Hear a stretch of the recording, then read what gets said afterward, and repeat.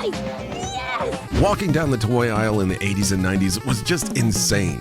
There were so many toys at any given time that it was honestly hard to keep track of. Some toys were huge hits that just seemed to stay on the shelves for years, while others came in strong and then just fizzled out due to the crazy amount of competition at the time. But one thing was for certain though, if it was a big enough toy line, then it was probably gonna get a game as well. Some worked out, but more than likely, they didn't.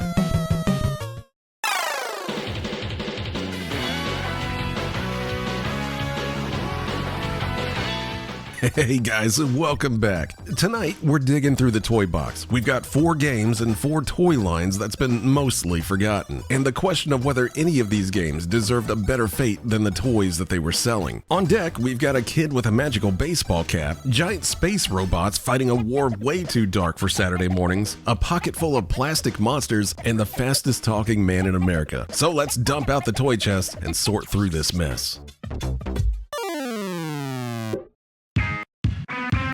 Kicking things off, we've got the Adventures of Mighty Max, and a quick history lesson if the name's not ringing a bell. Bluebird Toys was making an absolute killing with Polly Pocket, and if there are any girls actually watching this video, then they probably already know what Polly Pocket is, because Polly Pocket was everywhere back in the early 90s. But at some point, somebody at Bluebird asked the million-dollar question, what if Polly Pocket, but for boys? It's the same exact tiny playset idea, except now they're shaped like skulls and monster heads, and they open up into like these little horror dioramas.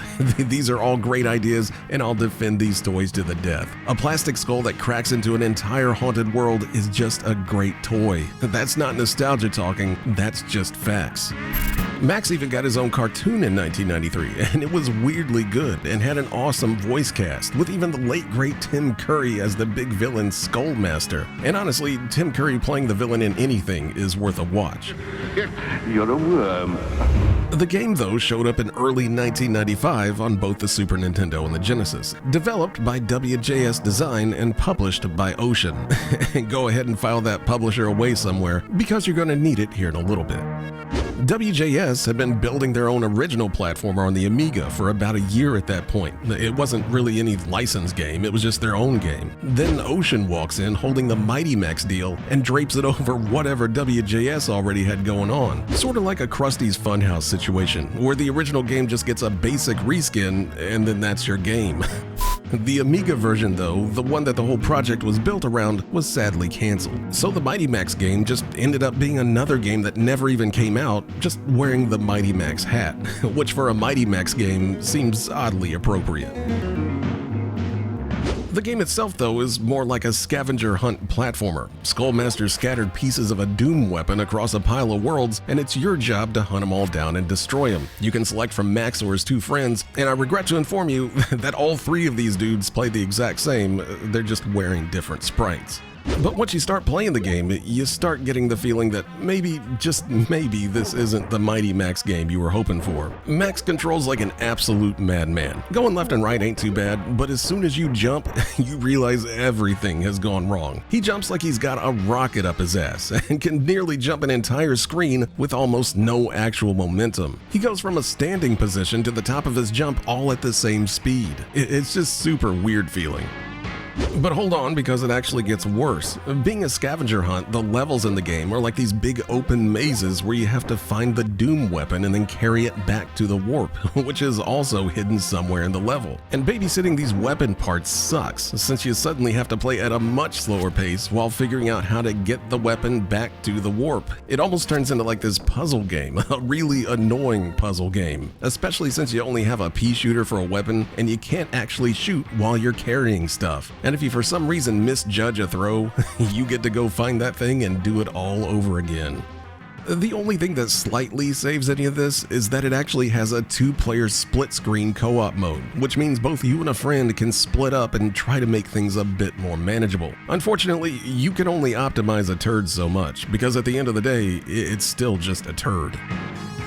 And that's about where I land on this one. It's just a dull slog. And dull is the one thing a game about portals to monster dimensions has no excuse for being. The toy line handed Ocean a haunted bowling alley inside of a skull. I mean, there's just so many things you could do with a Mighty Max game. But in the end, this one just ended up being another quick cash grab on top of a game that was never supposed to be Mighty Max in the first place. So sorry, Mighty Max, but you'll at least live on in a tiny playset inside my heart. Next up, we're rolling the clock back a few years to the NES days. This is Monster in My Pocket from 1992. And out of everything we've covered tonight, this is the toy that I'd actually bet money that most of you owned. Probably without ever even asking for it. They were more like the impulse buy for most kids because, I mean, they were just cheap. Some of the cheapest toys in the entire toy aisle. These are all inch-tall monsters with just a single color. They were sold in packs of like 4 or 5, I think, and then they were all made by Matchbox. If you ever had any of the muscle figures, that's what these are, except instead of weird little wrestlers, you got weird little monsters. And not just the Universal Studios starting lineup either. This toy line went deep into world folklore. Stuff like Baba Yaga, the Kraken, and a bunch of other stuff us kids had no idea what they were, but they sure did look cool. As mentioned, the game came out in 1992, developed and published by none other than Konami. And honestly, I think that's about all you need to know here. It's the Castlevania guys with a game about tiny toy monsters. And obviously for a toy line that's about as deep as just knowing what the figure is that you're holding, Konami didn't really have to do too much here. You either pick between Vampire or the Monster, and you get a story about how the evil warlock botches a shrinking spell, and now everyone ends up about an inch tall in some teenager's house. And in this one, it's the levels that steal the show. You're of course tiny, so Konami has you leaping across stove burners in the kitchen, climbing a fence, and descending a staircase like it's a mountain range. It's basically the same trick that Rescue Rangers pulled on the same console, and it hits just as well here as it did there.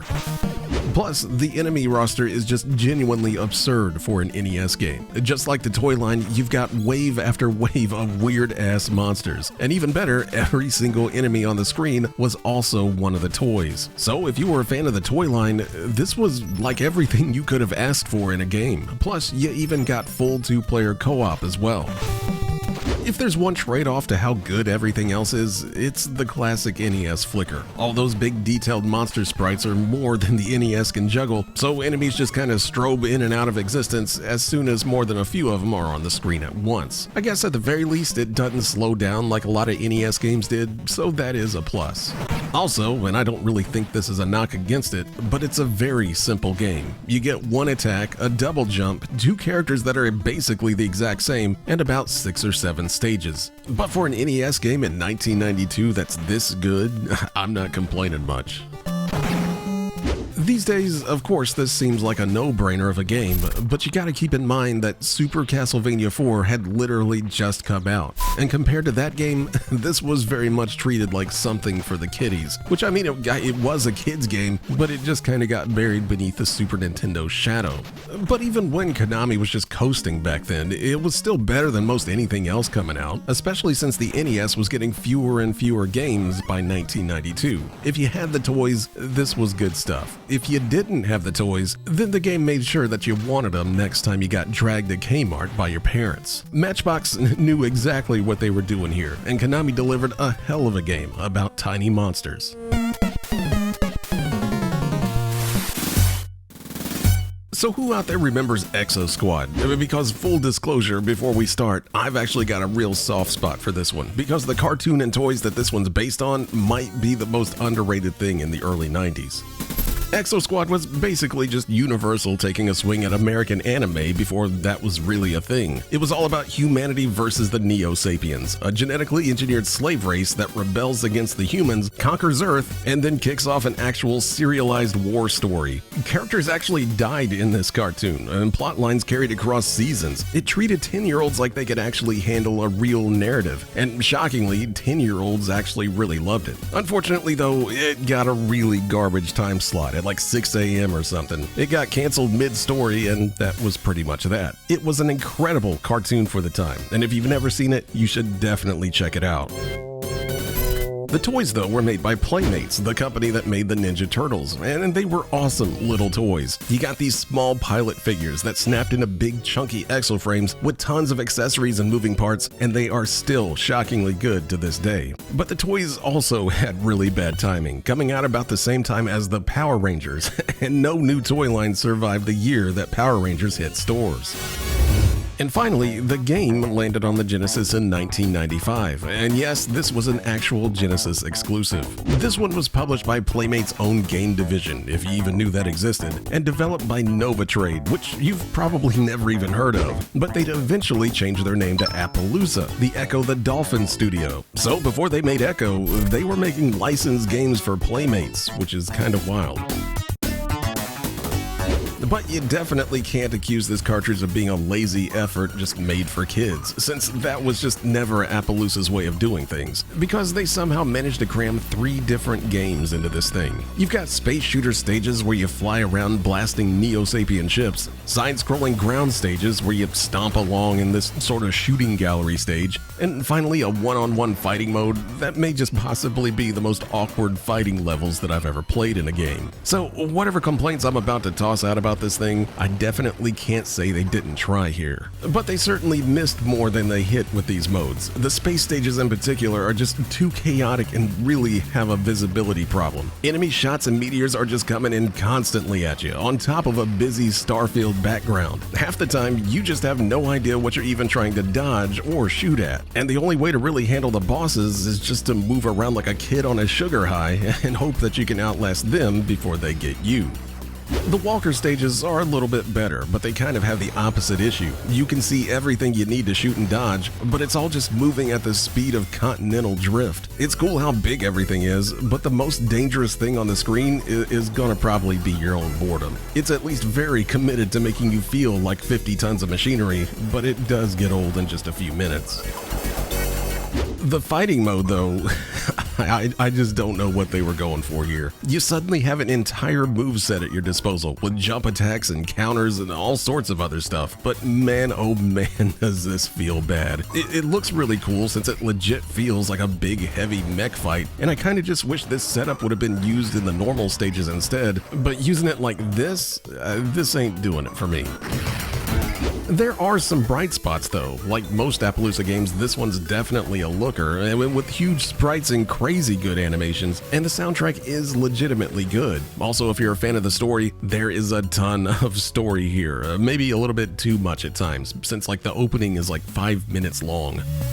In the end though, Exo Squad the game is just Exo Squad the franchise in miniature. It's ambitious, smarter than it had to be, and better in flashes than it ever gets credit for. But it also just kinda got buried by bad timing and too many other things to grab kids' attention at the time. It's still a fun curiosity to check out, and if you love the show, it's worth an afternoon, but on its own, it kinda feels more just like a cool Genesis tech demo than an actual fun game that you'd want to play. With that being said though, it's still worth going to check out the cartoon and the toys though. Those are still really cool. Exo Squad. The game though, just not so much. Which brings us to by far the biggest toy line out of all of these, Micro Machines. And this toy line breaks the pattern here because it didn't flop. Micro Machines were a juggernaut at the time. They faded for a much dumber reason, business acquisitions, and the fact that tiny cars just eventually stopped being a thing that kids wanted. But while they were a thing, they were the thing, and the whole empire ran on one man, John Moschitta, the fastest talking man in the world, blasting through those commercials at 400 words a minute and landing every single one on the same closer. Remember, if it doesn't say Micro Machines, it's not the real thing. There's no cartoon here or even action figures, just a man talking fast enough to hypnotize an entire generation of kids. So dazzlingly detailed, you'll want to pocket them all. Micro Machines are Micro Machine pocket playsets sold separately from Galoob. And the story behind the game is actually pretty nutty. The original Micro Machines was a 1991 NES game from Codemasters, which was never licensed by Nintendo, and that was a big deal back then. Every game needed that NES seal of approval to even work on the NES. Codemasters just said F that and reverse engineered the console and manufactured their own gold cartridges to punch past that lockout chip, and that's how it was shipped. Obviously, Nintendo didn't like that, and then that whole standoff got kinda tangled into the Galoob versus Nintendo fight over the Game Genie. Because guess who just happened to make the Game Genie? That's right, Codemasters. And that was a fight that Nintendo lost, by the way. So the paper trail on this cheerful little toy racer just happens to include federal litigation. Tonight's version of the game is the one that I actually played when I was a kid, the Super Nintendo port from 1994. And remember when I told you to keep Mighty Max's publisher in mind? Well, since Codemasters still didn't want to be licensed themselves, they leaned on established publishers like Ocean to do the heavy lifting for the Super Nintendo release. And because of that, the actual porting duties were outsourced to a studio called Merit, and that detail is actually about to matter here in a second. For anyone that's never touched a Micro Machines game before, it's basically just a top-down racing game where every track's a household surface, because you're actually racing the toy cars here. Sports cars drive across a desk full of homework, Formula 1 cars on a pool table where the pockets will eat you, boats in a bathtub, and 4x4s in a sandbox. It's all the same tiny thing, big world magic from Monster in My Pocket, except here the scale gag is the game design. Every obstacle is stuff like cereal boxes scattered around, syrup spilled on the table, puddles that eat your whole car, and worst of all, the dreaded edge of the track that you'll find yourself skidding off of multiple times. The racing itself is the easy part here, but the oversized tracks are the real opponent throughout most of the game. And with how good that NES game was, even if it was unlicensed, this one's probably gonna be a slam dunk too, right? Well, kinda. The catch is this specific port. The Super Nintendo version carries a reputation for loose, squirrely handling on certain vehicles, with the general take being that Merit's version just never got tuned the same way that Codemasters tuned the NES and Genesis releases. It's the same game underneath, it's just that the steering's been kinda buttered up. Also, and this is a complaint I've had ever since I originally played this years ago, this game needs a mini-map. You just move too fast and slide too far not to have any idea of what's coming up ahead of you, making the later tracks an absolute menace until you just memorize every single turn and obstacle, and that's not necessarily what I call fun. Still, a slightly wobbly Micro Machines is a dang good time, and this one definitely isn't some cash-in with the toy's face stapled on it either. It's a legit fun racer. Unfortunately, the toy line kind of fell off in the late 90s after Hasbro bought the line from Galoob, but the Micro Machines games on the NES, Genesis, and Super Nintendo are all still more than worth your time, especially if you like miniature, fast-paced racing. Many games over the years have tried to copy this formula, but as we all know, if it doesn't say Micro Machines, it's not the real thing.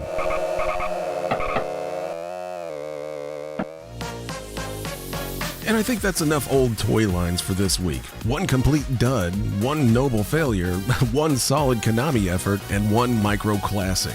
That's actually better than I expected walking into this. But even though the toy line saw varying levels of success, all of these cartridges kind of just ended up being more of a time capsule than anything else. A reminder of what those toy aisles used to look like, and for that, I guess they kind of get a pass. But if there's a toy line that you begged for back in the day, whether it got a good game, a bad game, or a game that you never even knew existed, let me know in the comments, and there's a decent chance that it'll end up on a future episode. Also, do me a favor and like or hype this video if you happen to enjoy it, and subscribing helps even more, especially if you want to see more videos about old licensed games. But either way, thanks for watching this one, and have a great week, guys.